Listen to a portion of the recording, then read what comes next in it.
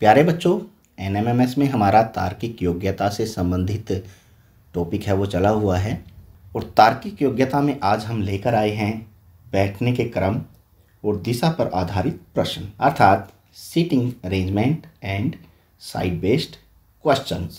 प्रश्न नंबर 1 से समझते हैं कि 6 व्यक्ति कौन कौन से A, B, C, D, E व F 6 हैं, इस प्रकार खड़े हैं कि उनसे एक वृत्त बन रहा है। देखिए, हम वृत्त बना लेते हैं। इस वृत्त पे ऐसे इस प्रकार से खड़े हुए हैं। ये दे रखा है कि यदि B और F C के मध्य है, F और C के बीच में B है, ठीक है, E और D के बीच में A, इन दोनों के बीच में A है। यदि D F के बाईं ओर है, D कहाँ है? F के बाईं ओर। देखिए, इसमें सबका मुंह इस तरफ होगा, ध्यान रहे। ये तो दाएं बाएं का थोड़ा सा अंदाज़ा आप लगा लेना कि किस तरह से ये हमारे पास 6 के 6 जन आएंगे। सबका मुंह इधर है, ठीक है, इधर अंदर की तरफ। अब यहाँ पे देखिए, हम पीछे से चलते हैं। D है वो F के बाईं ओर है। F यदि हम यहाँ पे ले लेते हैं तो F का मुंह इधर है तो इसका बाईं ओर इधर होगा, हमारे पास D यहाँ पे होगा, ठीक है। अब दोबारा शुरू से चलते हैं। B F और C के मध्य है। देखो, F हमारा ये है और C यदि हम यहाँ लें तो यहाँ हमारे पास B आ जाएगा, क्योंकि C यहाँ लेंगे तो यहाँ हमारे पास D है, ठीक है। E और D के मध्य क्या है? बीच में A है। D और यहाँ E के बीच में हमारे पास क्या आ गया? A। तो इस प्रकार से 6 व्यक्ति बैठे हुए हैं। हमारा क्रम ये पूरा हो चुका है। तो अब बताना है कि तो A और F के बीच में कौन है। यहाँ देख लेते हैं, ये हमारा A है, ये हमारा F है। इन दोनों के बीच में यहाँ पे हमारे पास क्या आ रहा है? D आ रहा है। तो ऑप्शन सी इसका सही उत्तर होगा, ठीक है। प्यारे बच्चों, इस प्रकार के प्रश्न करने के लिए पहले इस तरह से चित्र बनाना जरूरी है। चित्र बना लेंगे तो आपको और जल्दी आसानी से समझ में आ जाएगा, ठीक है। प्रश्न नंबर 2 को देखते हैं। एक कक्षा में सियाराम का क्रम गणित में ऊपर से 23वां, देखो गणित में ऊपर से 23वां है और भौतिकी में क्रम नीचे से 27वां है। कक्षा में कुल कितने छात्र हैं? अब देखिए, हम छात्रों की संख्या तब ज्ञात कर सकते हैं जब या तो गणित में या फिर भौतिकी में, दोनों में से एक ही सब्जेक्ट में ऊपर से उसका क्रम और नीचे से उसका क्रम दे रखा हो, ठीक है, कि कितने क्रम पे होगा। लेकिन इसमें क्या हुआ कि गणित में तो ऊपर से दे रखा है और भौतिकी में नीचे से। हो सकता है कि कई बच्चे हैं गणित में जिनके अच्छे नंबर आते हैं भौतिकी में ना आते हों, या भौतिकी में जिनके अच्छे नंबर आते हैं उनके गणित में ना आते हों। तो हमारे पास सूचना ये सही नहीं है, आंकड़े क्या है? अधूरे हैं, सूचना सही नहीं है। यदि एक ही क्रम होता, ये देखिए यहाँ भौतिकी की जगह यदि गणित होता, यदि होता, इस प्रश्न के लिए बात नहीं कर रहा हूं मैं, यदि यहाँ गणित होता कि कक्षा में गणित में ऊपर से 23वां है और नीचे से 27वां, तो कक्षा में कुल कितने छात्र होते? तो हम क्या करते, जो इनके ऊपर नीचे से आगे पीछे से जैसे भी क्रम दिए हुए हों उन दोनों को जोड़ लेते हैं। उन दोनों को जोड़ने के बाद हमारे पास 50 आ जाएगा, आ गया ना। फिर उसमें से एक हमें माइनस करना है, वो हमारे पास क्रम आ जाएगा। तो इसका आंसर हमारे पास फिर क्या होता? 49 होता, ठीक है ना। तो ये तो इसने पूछ ही रखा है, यहाँ पे भौतिकी दे रखा है, तो हमारा आंसर क्या होगा? आंकड़े अधूरे हैं, ठीक है। प्रश्न नंबर 3 को देखिए। 4 लोग एक कॉफी हाउस में आयताकार मेज के चारों तरफ बैठे हैं। आयताकार मेज हम बना लेते हैं। यहाँ पे इस प्रकार की मान लो मेज बनी हुई है और 4 लोग बैठे हैं। एक लोग इधर बैठा है, एक जन इधर बैठा है, एक इधर बैठा है, ऐसे मुंह किए हुए, ठीक है ना। तीर के निशान से मुंह का उसका अंदाजा हो जाएगा। मनोज प्रियंक के दाहिनी ओर है और विजय कृष्ण के बाईं ओर। कौन से 2 लोग एक दूसरे के आमने सामने बैठे हैं जबकि कृष्ण प्रियंक के बाईं ओर है? जो कृष्ण है, मान लो हमने कृष्ण यहां ले लिया, यहां ले लिया कृष्ण, कृष्ण प्रियंक के बाईं ओर है। अब इसका मुंह इधर है तो बाईं ओर इधर होगा, तो यहां पे हमारे पास क्या आ गया? यहां पे ये हमारे पास प्रियंक हो गया, ठीक है, इस तरफ। और क्या दे रखा है? अब मनोज प्रियंक के दाहिनी ओर है। मनोज कहाँ है? प्रियंक का दाहिनी ओर इधर हो जाएगा, तो यहां पे हमारे पास क्या आ जाएगा? मनोज आ गया। और विजय कृष्ण के बाईं ओर, कृष्ण का बाईं ओर, यहाँ हमारे पास क्या हो गया? विजय हो गया, ठीक है। तो इस प्रकार मेज के ऊपर वो बैठे हुए हैं। अब देखिए बताना क्या है कि कौन से दो लोग एक दूसरे के आमने सामने बैठे हैं। प्रियंक और कृष्ण नहीं बैठे हैं, ये तो नहीं बैठे हैं। कृष्ण और विजय भी नहीं बैठे आमने सामने। विजय और मनोज भी नहीं आमने सामने बैठे हैं। मनोज और कृष्ण, ये देखिए मनोज और कृष्ण एक दूसरे के बिल्कुल आमने सामने हैं, तो ऑप्शन डी इसका सही उत्तर है। ठीक है। चौथे क्वेश्चन को देखिए कि 6 दोस्त अ ब स द य और फ एक घेरे के केंद्र की ओर मुंह करके बैठे हैं। अब देखो इसमें फिर घेरा दे दिया, हमें ध्यान से समझना इसको। हम घेरा छोटा ले लेते हैं। 6 जन हैं, 1 2 3 4 5 6, इसी प्रकार हम बना लेंगे। ठीक है।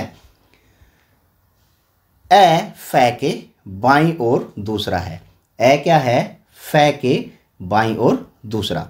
यदि फ हम यहाँ ले लेते हैं, कहीं भी ले लो, तो फ का मुंह इधर है, तो उसके बाईं ओर दूसरा क्या है? यहाँ पे ये ए है, पहला नहीं दूसरा। पहला तो ये हो गया, ये दूसरा बाईं ओर है।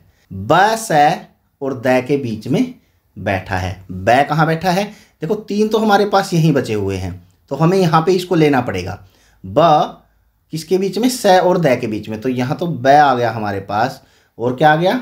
स और द के बीच में। यहाँ हम स ले लेते हैं, यहाँ हम द ले लेते हैं। ठीक है। इसके बीच में बैठा है, तो बाकी कौन बच गया हमारे पास? यह द के बाईं ओर दूसरा है। देखो द के बाईं ओर दूसरा ये, देखो बिल्कुल सही हमारे पास एक टेबल बन गई है। अब हम बता सकते हैं फ और अ के बीच में कौन बैठा है। ये फ है, और आह इसके बीच में हमारे पास ये बैठा है, क्या है? यह। ऑप्शन ए इसका सही उत्तर हमारे पास है। ठीक है। प्रश्न नंबर 5 को देखते हैं कि एक कक्षा में ऊपर से मोहित का क्रम 18 है और नीचे से क्रमांक 13 है। यदि कक्षा में 6 लड़कियां हो तो कक्षा में कितने लड़के हैं? यहाँ ये विद्यार्थी दे रखा था जो गलत था, लड़के हमें बताने हैं कितने हैं।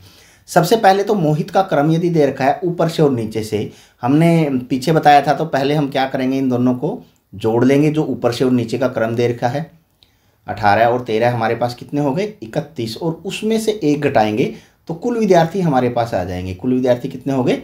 30 हो गए। लेकिन इसने लड़के पूछा है, लड़कियां कितनी हैं? कुल विद्यार्थियों में से 6, 30 कुल विद्यार्थी हैं, और उसमें से 6 लड़कियों को यदि हम घटाएंगे तो लड़के हमारे पास कितने हो गए? 24 हो गए, जो ऑप्शन बी है इसका ये सही उत्तर है। यहाँ यदि कुल विद्यार्थी पूछता तो हमारे पास आंसर कितना आता? 30 आता। लेकिन इसने लड़कियां देके लड़के पूछ लिया, तो कुल विद्यार्थियों में से लड़कियों को घटा दें, लड़के हमारे पास आ जाएंगे। ठीक है। छठा प्रश्न देखिए, एक वृत्ताकार घेरे में 6 दोस्त ताश खेल रहे हैं। सुरेंद्र, कमल, मनन के बीच में तथा इसी प्रकार देखिए हम यहाँ पे बना लेते हैं 6 दोस्त यहाँ पे, और हम उनके नाम छोटे छोटे करके लिखते रहेंगे। सुरेंद्र, कमल व मनन के बीच में है तथा प्रियंक के ठीक सामने। देखो प्रियंक के ठीक सामने सुरेंद्र है, ये सुरेंद्र प्रियंक के ठीक सामने हमने ले लिया। ठीक है।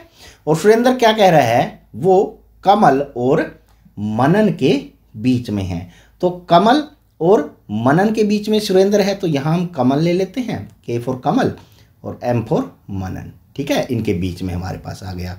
रोहित प्रियंक के बाईं ओर है, ये प्रियंक है, प्रियंक का बाईं ओर इधर हो गया, यहाँ पे हमारे पास रोहित आ गया। लेकिन रमेश के सामने नहीं, अब रमेश के सामने नहीं है।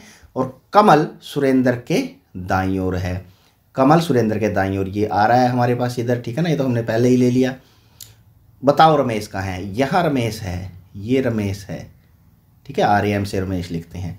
बताओ रमेश किसके सामने है? किसके सामने है रमेश? देखो इसके सामने आया है, और के फॉर हमने क्या लिया था? कमल, तो ऑप्शन सी इसका सही उत्तर है। इस प्रकार से हम गोल दायरे में चित्र बना लेंगे तो और भी आसानी से हम इसको कर सकते हैं, जैसा मैं बार बार कर रहा हूँ। ठीक है। ए, बी, सी और डी ताश खेल रहे हैं। सी बी के दाईं ओर है। देखिए हम सर्कल बना लेते हैं। सर्कल में क्या कहा है कि सी बी के दाईं ओर है। बी यदि हम इधर लेते हैं, इसके दाईं ओर सी है जो कि ए के दाईं ओर है, अर्थात ए बी है वो ए के दाईं ओर है। ए का दाईं ओर इधर हो गया, तो इधर बी है, और सामने हमारे पास क्या बच गया? डी बच गया। इसी प्रकार से तो अब हमें क्या बताना है? सी के दाईं ओर कौन है? देखो सी का इधर बाईं होगा, इधर दाईं होगा, तो सी के दाईं ओर हमारे पास क्या है? डी है, जो ऑप्शन डी में ही हमें दे रखा है। ऑप्शन डी इसका सही उत्तर है। ठीक है। 8वां क्वेश्चन, 5 लड़के गोले में खड़े हैं। गोला बना लेते हैं उसी प्रकार 5 लड़कों का हम। ठीक है, ये गोला हो गया। अशोक रमेश व सुरेश के मध्य में है। नरेश महेश के बाईं ओर है। देखो ये मान लो नरेश है, वो महेश के बाईं ओर है। इधर यदि महेश है तो इसके बाईं ओर हमारे पास इधर होगा। रमेश नरेश के बाएं है, ये नरेश है तो रमेश इधर इसके बाएं हो गया। और भी कुछ दे रखा है यहाँ पे। अशोक रमेश व सुरेश के मध्य में, ये रमेश था और यहाँ पे हम सुरेश ले लेते हैं, इसके मध्य में हमारे पास क्या आ गया, अशोक आ गया। ठीक है, अब अशोक के दाएं कौन है, अशोक ये हो गया। अब ये इधर देख रहा है, देखो इसका दायां इधर होगा हमारे पास, इसके दाएं कौन है हमारे पास, आर से क्या लिया था हमने, रमेश लिया था, तो रमेश इसके दाएं ओर है। ऑप्शन ए में हमारे पास जो दिया गया है रमेश वो सही उत्तर है। ठीक है, 9वां प्रश्न देखिए, 6 लोग एक वृत्ताकार मेज के चारों ओर बैठे हैं। फिर वही वृत्त हम बना लेते हैं। 6 लोग इसके चारों ओर बैठे हुए हैं। ठीक है, और मुंह तो इनका मेज की तरफ ही होगा। ठीक है, ए बी के सामने है। ए कहाँ है, बिल्कुल बी के सामने है। बी सी के बाईं ओर और डी के दाईं ओर है। बी सी के तो बाईं ओर है और डी के दाईं ओर है, तो डी का दाएं इधर हो गया, सी का बाएं इधर हो गया। सी ई के बाईं तरफ बैठा है, सी ई के बाईं तरफ, ई इधर हो गया, इसकी बाईं इधर हो गया। एफ डी और ए के बीच है, डी और ए के बीच क्या हो गया, एफ हो गया। ठीक है, यदि ई एफ तथा डी बी से अपना स्थान बदल लेते हैं, ई तो एफ से, ई किस जगह क्या चला गया, एफ। अब मैं यहाँ गोल दायरे में लिख रहा हूँ जिसने स्थान बदल लिया है इस साइड से, यहाँ क्या आ जाएगा, एफ। ठीक है, यहाँ क्या आ गया, ई आ गया। और डी बी से यहाँ क्या हो गया, बी हो गया, और यहाँ क्या आ गया हमारे पास, डी आ गया। ठीक है, ये स्थान बदल लिया है इन्होंने। तो ई के बाईं ओर कौन बैठेगा, ई है, ये ई के बाईं ओर, ई सॉरी ये ए ई है। अब ये इस ई के बाईं ओर, यहाँ देखो ई, अब ये आ गया ना जगह बदल कर, तो यहाँ ई के बाईं ओर, ये बाईं ओर क्या है, ए है, तो ऑप्शन सी है हमारा ये सही उत्तर इसके अंदर होगा। ठीक है, 10 को देखिए, प्रश्न नंबर 6 लड़कियां एक वृत्ताकार घेरे में केंद्र की ओर मुंह करके खड़ी हैं। पूनम के बाईं ओर सुमति है, सुमति और नलिनी के बीच में राधा है, अमृता पूनम और कामली के बीच में है, नलिनी के बाईं ओर कौन है। ये प्रश्न आपके लिए छोड़ रहे हैं, देखते हैं कौन इसको सबसे पहले करके, क्योंकि ये कई क्वेश्चन हम ऐसे कर चुके हैं। जो सबसे पहले कमेंट करेगा उसे क्या मिलेगा, हार्ट मिलेगा, दिल मिलेगा, एक लाइक मिलेगा और बहुत अच्छा कमेंट भी मिलेगा। तो इसको कीजिए और कमेंट बॉक्स में डालिए, और इसी तरह के और वीडियो देखने के लिए हमारे साथ बने रहिए। तब तक के लिए बाय बाय।